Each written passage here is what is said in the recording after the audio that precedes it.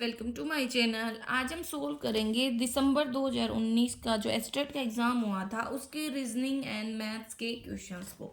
अगर आप पहली बार मेरे चैनल पे इसे लाइक करें, सब्सक्राइब करें, अपने दोस्तों में शेयर करें। जैसे कि पहला क्वेश्चन हमें दिया गया है, average age of 3 boys is 16 years. 3 लड़के हैं, लगा लो A B C। उनकी एवरेज एज दे रखी है 16 साल। तो टोटल एज कितनी हो जाएगी भाई? एवरेज के लिए मल्टीप्लाई कर दें, 16 3 48। अब उन तीनों की एज का रेशियो दे दिया 4x 5x 7x 48 के बराबर। तो 5 4 9 9 और 7 16 16x is equal to 48। x is equal 16 32 16 3 48। तो x की वैल्यू आ गई 3। इसने सबसे छोटे लड़के की पूछी है, उसकी थी 4x, तो 4 3 12। ओके, नेक्स्ट है, एक एग्जामिनेशन में ना 60% स्टूडेंट इंग्लिश में पास हुए, इंग्लिश में 60%, मैथ में 70% और 20% दोनों एग्जाम में फेल हो गए। लगा लो 100% बच्चे थे, 20% फेल हो गए दोनों में, तो 80% पास हुए होंगे, एक में, दो में, दोनों में। ठीक है, 2500 दोनों सब्जेक्ट में पास हुए हैं। हमने मान लिया कि लगा लो 100% हमारा टोटल था, 60% इंग्लिश का था, 70% मैथ्स का था, और ना जो 2500 थे वो दोनों में थे। फॉर्मूला होता है एक हमारा n of A union B is equal to n of A plus n of B minus n of A intersection B. तो हमने मान लिया 100x, ये 60x, ये 70x मान लो। ठीक है, तो ये हो गया हमारा 60 और 70 मतलब 130। ठीक है, तो 130x में से 100 जाएगा तो 2500 इधर ले आएंगे हम, तो ये आ गया 30x इज इक्वल टू में 2500। हमने देखो सही किया है, 60 और 70 पास हो गए थे, और देखो इधर 100 नहीं लेंगे, इधर 80 लेंगे, क्योंकि मतलब 100 टोटल थे, उसमें 5 80 हुए ना, तो हमें तो 5 का डाटा लेना है। तो 80 उधर मतलब 80 घटेगा, 130 में से 80 घटेगा तो हमारे पास आ जाएगा 50। तो x की वैल्यू आएगी हमारे पास 50 ही। ठीक है, अब ये किसके बराबर थी? 100% के, तो 100% हमारे पास कितना आ जाएगा? 5000। तो ये तो इसने पूछा है, तो ये थोड़ा इस टाइप के क्वेश्चन आपको करने में थोड़ा डिफिकल्टी हो सकती है। a बड़ा है b से एंड c एंड d बड़े हैं e से। e है ना a और c के बीच में, c इधर आ गया तो मतलब a इधर ही आएगा। तो कहता है कि C बड़ा है B से, हो गया। नेक्स्ट आगे दे रखा है कौन सी स्टेटमेंट सही होगी, तो E बड़ा है B से ही स्टेटमेंट सही होगी। देखो D क्या बड़ा है C से, हमें नहीं पता। क्या C बड़ा है D से, नहीं पता। पॉसिबिलिटी इन दोनों के बीच में, A बड़ा है C से, नहीं, C बड़ा है A से। ओके, नेक्स्ट आगे हमें दे रखा है bottom surface of A cube is empty. मतलब जैसे क्यूब होता है ऐसे, जैसे डाइस देखिए ना वैसे। ठीक है, तो कहता है कि इसका जो बॉटम सरफेस है वो खाली है, तो ये ओपन डाइस की तरह है। लगा लो एक ओपन डाइस है हमारे पास ऐसे। ठीक है, तो कहता है ये तो खाली है, इसका बॉटम सरफेस, ये बॉटम है ना नीचे, ये टॉप बैक होता है, ये लेफ्ट होती है, राइट होती है, ये टॉप है ऊपर का और ये फ्रंट का है। तो बॉटम सरफेस तो खाली है। एक्स को हमने मार्क किया है ए और बी के बीच में, वाई को हमने मार्क किया है लेफ्ट ऑफ ए में। ठीक है, वाई को हमने मार्क किया है ए के लेफ्ट में। तो देखो इसने बोला कि एक्स है ना वो ए और बी के बीच में है, तो मतलब ए इधर होगा बी इधर होगा, तभी उनके बीच में एक्स आएगा। आगे इसने बोला Y mark on the left of A, left A के लेफ्ट में मतलब इधर, और तो जेड को कहाँ पे करेंगे, तो जेड को हमें राइट साइड मार्क करना होगा। ठीक है, तो ये क्या है, जब हम इसको बंद करेंगे ये टॉप होता है, ये मतलब फ्रंट होता है, ये हमारा बैक, ये लेफ्ट और ये राइट। तो इसने पूछा Z mark on which surface of cube, तो अप साइड मतलब जो साइड वाला होगा उस साइड हमने इसको किया है। वैसे जो हमारी आंसर किया है उसमें तो फ्रंट साइड बैक साइड सभी आंसर मान लिए थे, लेकिन अप साइड ही इसका एक्चुअल आंसर होगा। ए ब्रदर है बी का भी और सी का भी, डी है ना वो सी की मदर है, ई फादर है ए का, तो फादर होगा तो ये भाई बहन है, तो ये फादर मतलब इनके हस्बैंड वाइफ हो गए। कौन सी स्टेटमेंट गलत है? क्या बी सन है ई का? नहीं, कोई मतलब पॉसिबिलिटी है, लड़का भी हो सकता है, लड़की भी, तो गलत हो गया ना। ई फादर है बी का, ई फादर है बी का, बिल्कुल ये सही है। ई हस्बैंड है डी का, ये भी सही है। ए सन है डी का, ये भी सही है। ठीक है, इंग्लिश अल्फ़ाबेट में कितने लेटर हैं जो मिरर इमेज में नहीं बदलते? तो आप खुद देखो, ए भी नहीं बदलता, एच नहीं बदलता, आई भी नहीं बदलता, M N O T U V W X, ये सारे सेम रहते हैं मिरर इमेज के केस में। ठीक है, तो 11 हमारा आंसर आ जाएगा। नेक्स्ट क्वेश्चन है हमारे पास, रोंग टर्म बतानी है। तो देखो ये आपको सारे नंबर सही मिलेंगे, जैसे सी डी ई छोड़ के एफ है, जी एच छोड़ के आई है, मतलब 2 लेटर छोड़ के फिर अगला लेटर है, लास्ट वाले भी सही है, R S T U V ये भी सही है, लेकिन नंबर में गड़बड़ है। देखो 1 फिर प्लस जोड़ के 4 5 आया, 5 में 4 जोड़ेंगे 9 है, 9 में 4 जोड़ के 13 आना चाहिए था, लेकिन इसने 15 किया। अब 13 में 4 जोड़ेंगे 17 आएगा, तो 15 एल एस हमारी गलत टर्म है। यहाँ पे ओड वन आउट पूछा था, देखो सारे नंबर प्राइम है लेकिन 171 प्राइम नहीं है, क्योंकि 171 का सम हमारा 9 होता है, 9 हमारा जब सम हो जाता है तो 3 से डिविजिबल होता है। नेक्स्ट है हमारे पास write the following words in the order of dictionary. Dictionary मतलब भाई डिक्शनरी ऑर्डर तो आपको पता है, अल्फाबेटिकल ऑर्डर। तो यहाँ पे देखो सी आर आई सब में था, टी फिर इसमें टी था, और इसमें ई पहले सी आर आई टी ये दोनों थे।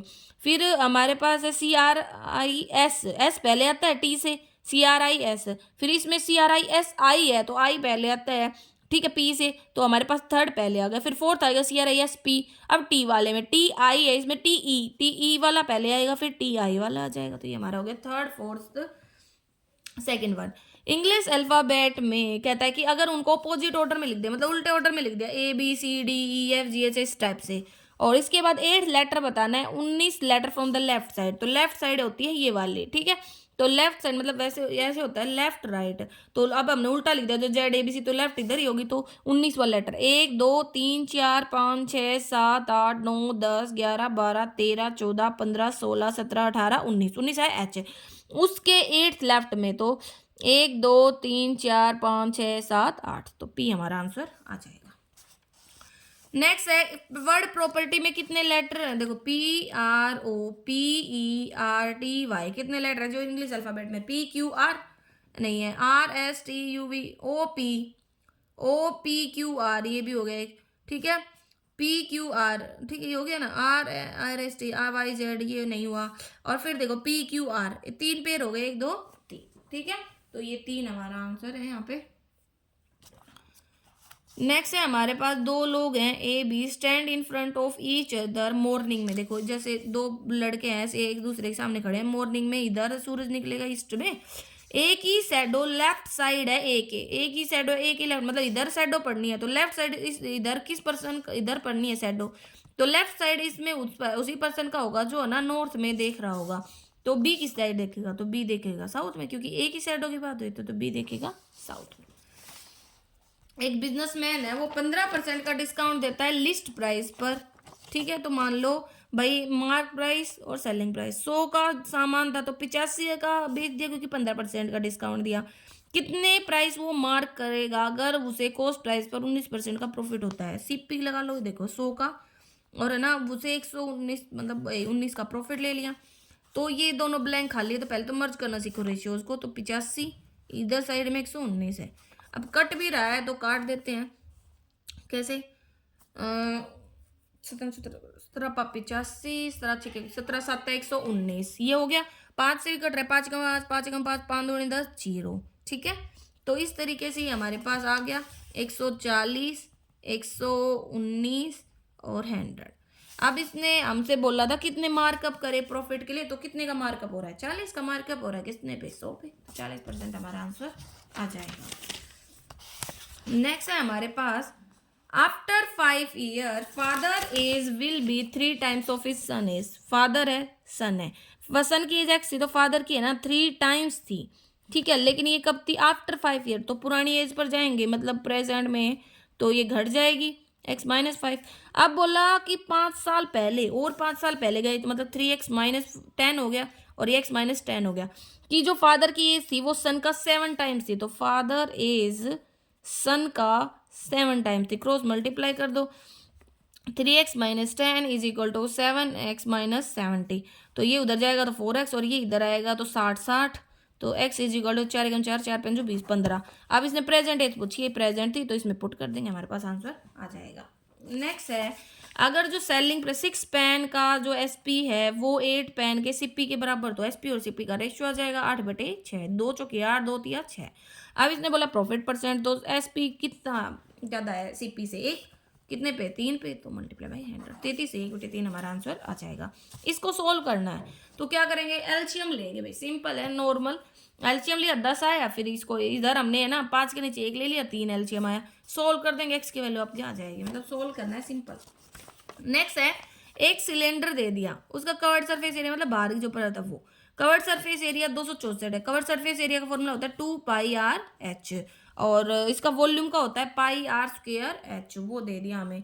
तो इसमें रेडियस भी पूछी है, मतलब डायमीटर पूछा है, और हाइट, उन दोनों का रेशियो। तो पहले तो देखो सिंपल कर ले, पाई से पाई कैंसिल, एक आर से एक आर कैंसिल, एच से H cancel, 2/r is equal to 264/924, काट, 2 2 6 2 2 4, और इससे इसको काटेंगे तो आर की वैल्यू यहाँ से 7 आ गई, तो डायमीटर कितना हो जाएगा, डबल।